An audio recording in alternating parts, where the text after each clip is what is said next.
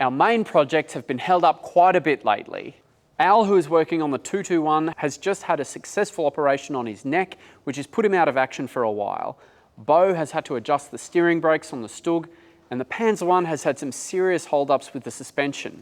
But Tavares Steve has been soldiering on with AusArmour Fest vehicle preparation. And this week, it's all about the BMP-1 Armoured Personnel Carrier.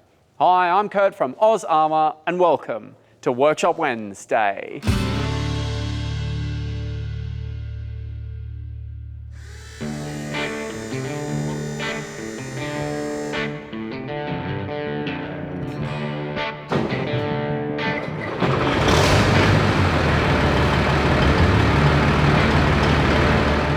Continuing on with our Soviet theme, it's a BMP-1. This is another important ride vehicle for AusArmour. It always tends to be pretty popular. So we want to do full service on it, check all of the fluids, levels, make sure it's running properly, give it a road test. There's obviously some oil leaks to look at.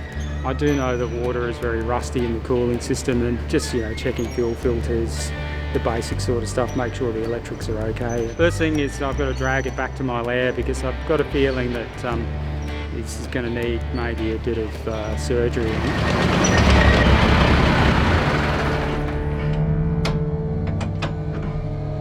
It's got a terrible clutch on this thing. It's either in or out.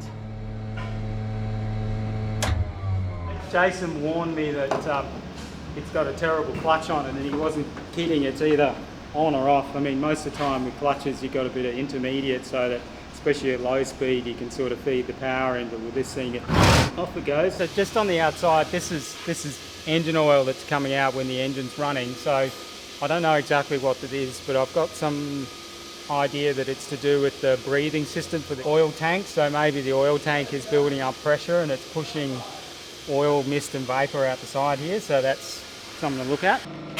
Famous rear doors with the fuel tanks. I've already done a bit of work on this and replaced the battery isolator and done some work on the cables for the batteries earlier on. But the batteries live in behind here. There's also a large central fuel tank which lives in there as well too. First thing we'll do is crawl down in towards the front compartment of the vehicle and start taking off some of the access panels that are in there so that we can have a bit of a look at where the major components are.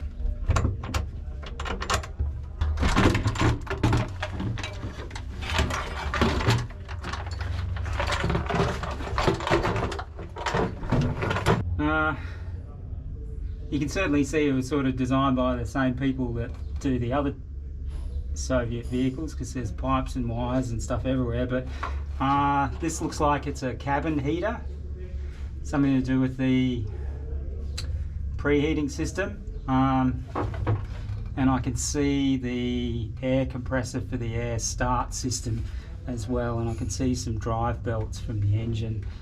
Yep, there's a fuel filter strainer unit which is in this corner here, so that's quite helpful. And I can also see that there's quite a lot of oil in the bottom of the engine compartment as well too. And being an amphibious vehicle, the sealing of the bottom of the tank is really good, so it catches all the oil in there and stops it from dripping out, so it makes it look better than what it actually is.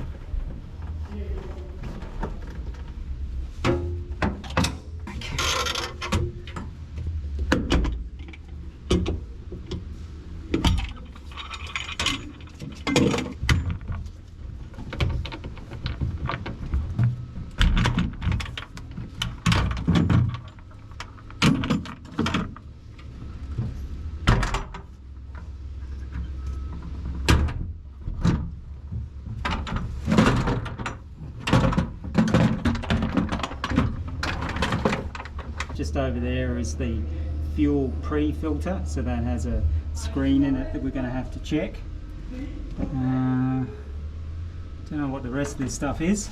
So it's a V6 engine, half a V12 maybe, although it looks like a completely different engine to what's fitted to the T55 and T62. Yeah, and just more oil. You can see the amount of oil that's slopping around in the bottom of the engine compartment there, so we've got to try and get a bit of an understanding where that's coming from. We've got a couple of little leaks here, right? But these are sort of a trickle where I think we've got a few gushers somewhere. Got to try and find where it's coming from. You can always tell that I've been on the tank firstly because I'm leaving my boot prints behind, but I start scribbling on stuff. Engine oil here, right next to it we've got radiator coolant. So I'm just going to start the engine up and show you something that I was looking at earlier, which is I think connected with the oil coming out of the breather system.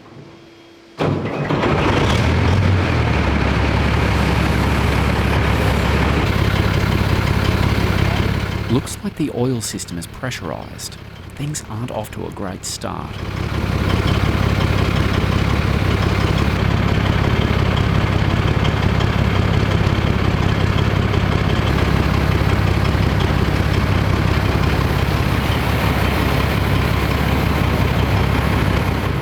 It could be something simple like there's a breather hose in the oil system which is blocked off, or it's crimped, or it needs to be serviced, which is causing pressure to build up in the system.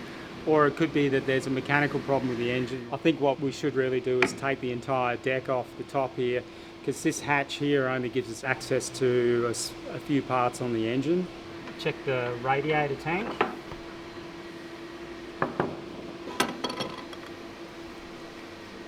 So that's normally a pretty bad sign that you've got that much oil in the cooling system. So we're going to have to drain that out and try and check to see where it's coming from. Worst case, it's some sort of mechanical problem with the engine where the coolant is leaking out of the engine and into the lubricating system. But it could also be these things, I think, have a heat exchanger inside where engine coolant runs inside the oil tank. So if there's a tiny rust hole or something in that, that could be putting the oil in the cooling system. And if we're really optimistic, it just could have been a case that somebody went to top the oil up and put it in the radiator rather than the rather than the oil tank. But that's me being optimistic. So we have a few potentially linked issues here. Time to whip the top deck off for a look.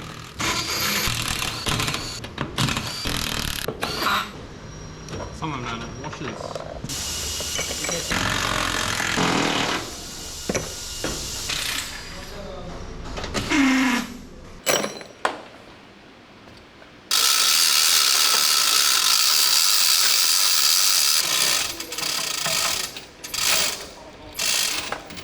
Now's the time when you wonder you've actually left some bolts in.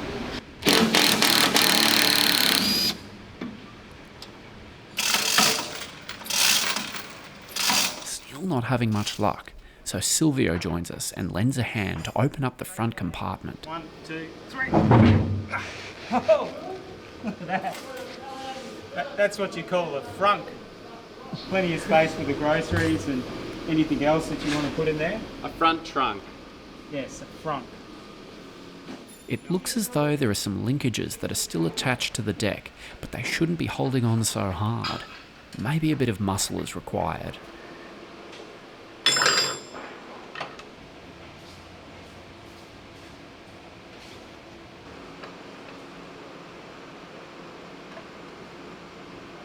Oh. Hey, Soviet precision when it comes to their panel gaps, huh?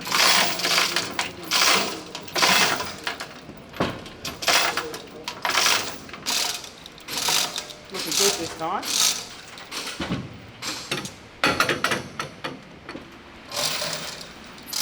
Beautiful. No, perfect.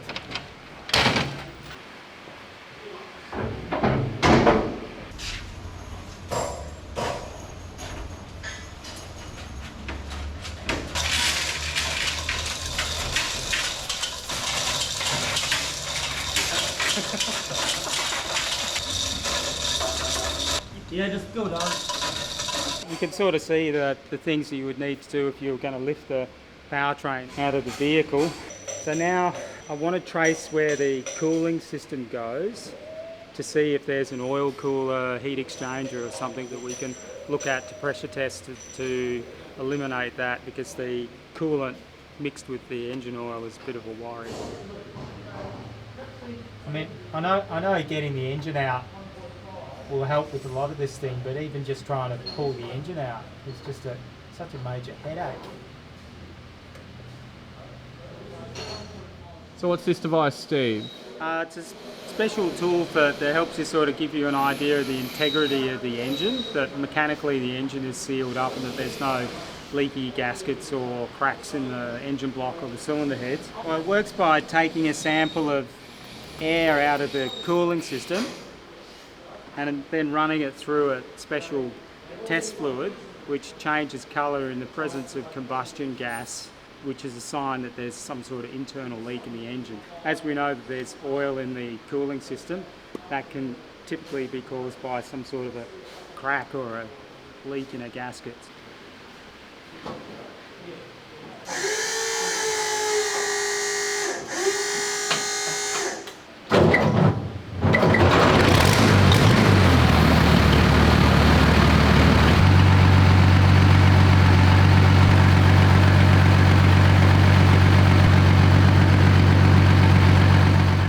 Should change into a greenish sort of colour if the engine fumes are present, but it doesn't look like there are any.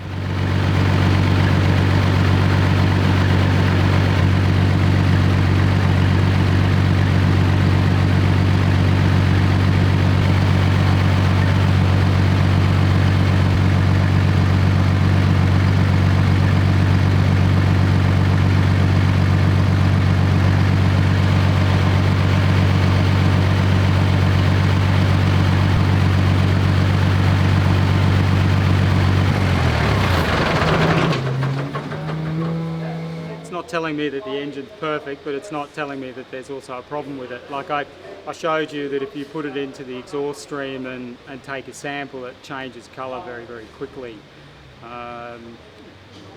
when you've got the presence of combustion gases. So it's just telling me that there's nothing leaking into the cooling system.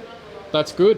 Which is good, but we still need to find where the oil's coming from. So I'm going to attempt to try and drain the header tank unit here, because that's the high spot, so the oil will naturally collect in the header tank. I'm going to try and drain and flush that out and then run the engine again to see if it fills up with oil again.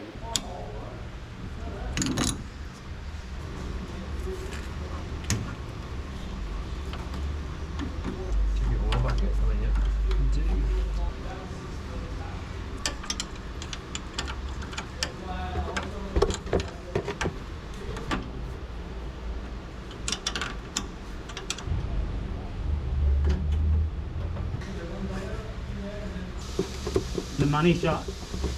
I might have to get my screwdriver to leave everything off.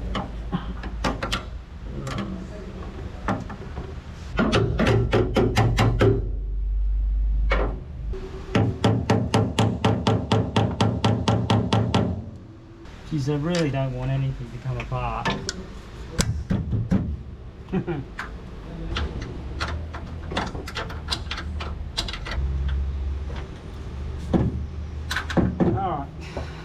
Go to all this effort and it basically almost does nothing to improve the situation.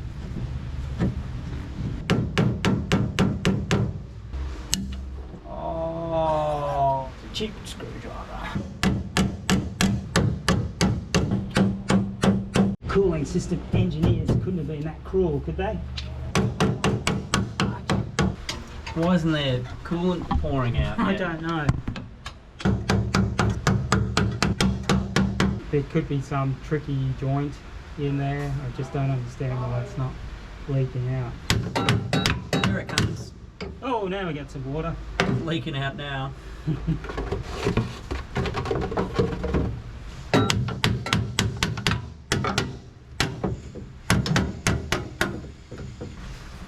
It's just a really good gasket.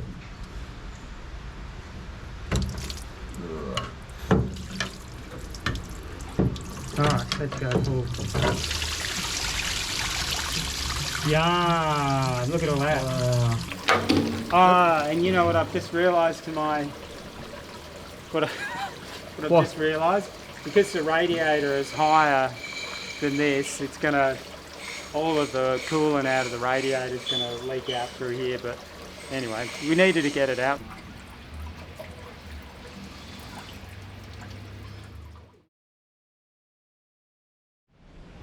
It's day 2 of the BMP here at AusArmour, and no matter how many drip trays and things you put underneath, you can never catch all of the oil and water. I'm going to refit the header tank. Yesterday I pressure washed it out, cleaned it with solvent to get rid of as much of oil and stuff out of the header tank. So I checked with Napa and they're fresh out of gaskets for the header tank, so I'm going to go ahead and make one. So that's my little job for this morning.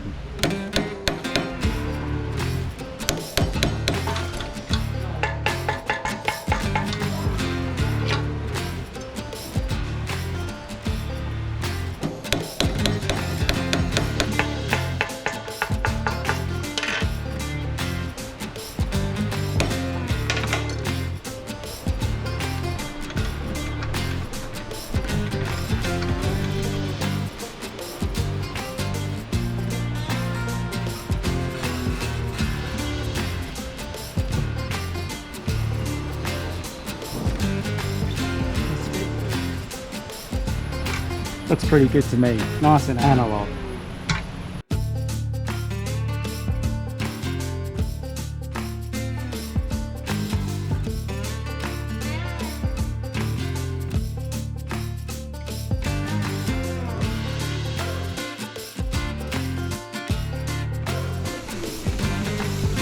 Now Steve has to drain the remaining fluid from the cooling system.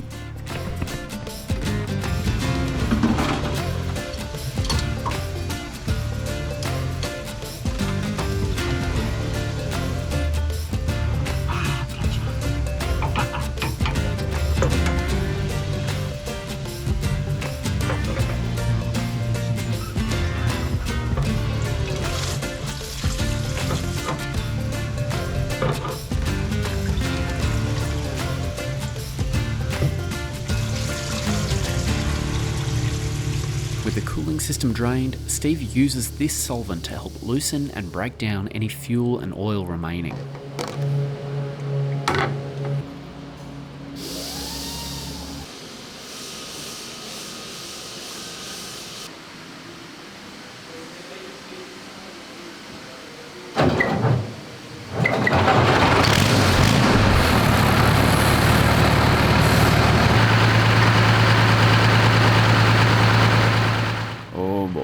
This does not look good.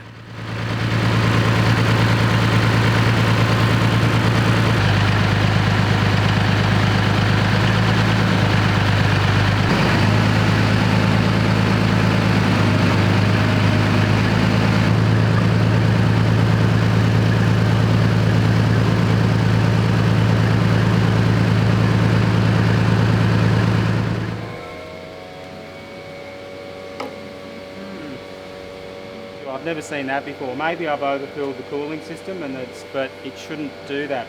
The cooling system's designed to be pressurised, so for it to be spitting water out of there must be something wrong with the valve or in the system, so a bit more work for me to do on that.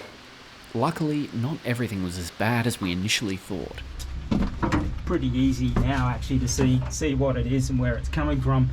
I trace the pipe through, goes along, and it disappears into this wacky looking assembly here. So part of it is the engine driven compressed air pump for the air start system, but the other part of it looks like it's an engine driven bilge pump. So the reason why we're getting fluid coming out of it, which makes sense now, is because after dumping the contents of the radiator into the bottom of the engine compartment, the bilge pump is now working hard to try and get rid of that excess fluid.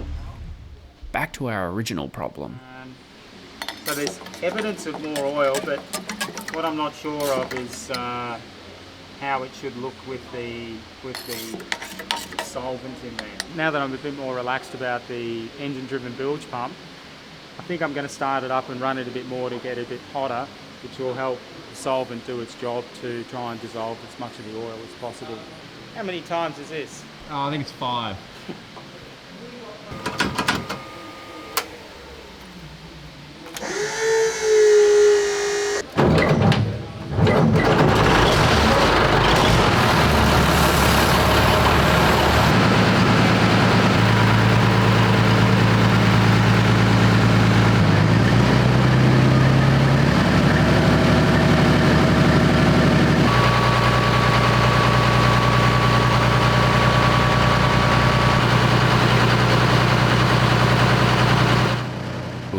engine run for a good 15 to 20 minutes, so now we can drain the cooling system again. I knew I should have packed my snorkel this morning. You don't want to be down here. I've got warm, oily water going down my right arm into my armpit. I'm okay. You sure? Yeah, thanks.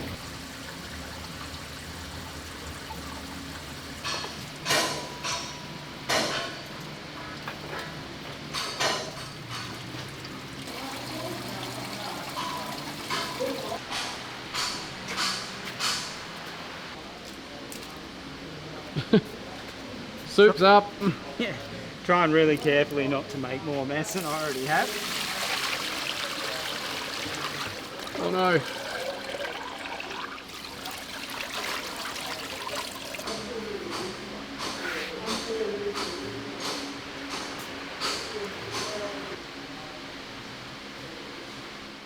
Since oil and fuel floats on water, we leave the tap running over lunch to help flush everything out even more.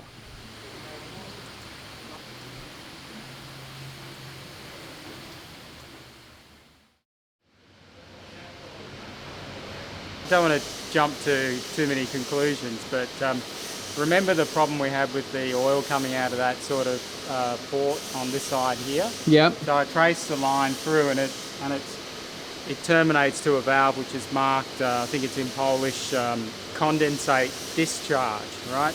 And it's to do with the system for the air start on the engine, and the valve was open. So I've closed that valve, and when I fill it back up with water, I'll test it to see if that stops the oil from coming out of the valve. And then right next to it is another valve there which has got marked on it fuel supply for heating system, and it also was open as well too. Could be possible that diesel fuel could be getting into the cooling system through a leak because of the heater. I mean, we always jump to the conclusion that it's oil, but that valve is open and there's no reason why it should be open. I'll close them up. I've got to fill the cooling system back up again and give it a good run and just see. I think I'm probably going to have to flush it out quite a few more times because it's just more and more stuff keeps coming out.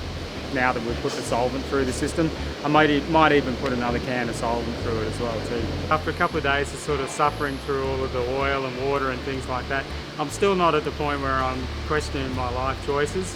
Got a bit more to do. Like everything at AusArmour with these old vehicles, it generally takes about 5 to 10 times longer than what we thought. I've got a few things to look at, and we'll keep on going and drive it to a result.